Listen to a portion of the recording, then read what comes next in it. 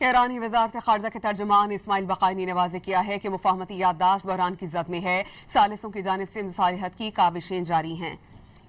इस्माइल बक़ाई ने press conference में कहा कि बिलाशुबा मुफ़ाहमत की याददाश्त बहरान की ज़द में है। अमरीका मुआहिदे की खिलाफ वर्जी करने में इतना बेसब्रा था कि आबनाए हुर्मुज़ से मुताल्लिक़ ईरान के वादों के लिए एक माह का वक्त भी ख़त्म नहीं होने दिया।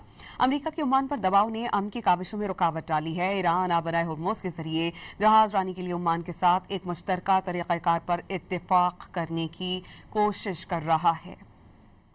ईरानी वज़ारत ख़ारजा के तर्जुमान इस्माइल बक़ाई ने वाज़ेह किया है कि मुफ़ाहमती याददाश्त बहरान की ज़द में है।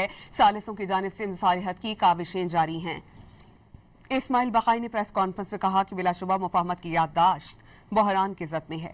अमरीका मुआहिदे की खिलाफ वर्जी करने में इतना बेसब्रा था कि आबनाए हुर्मुज़ से मुताल्लिक़ ईरान के वादों के लिए एक माह का वक्त भी ख़त्म नहीं होने दिया।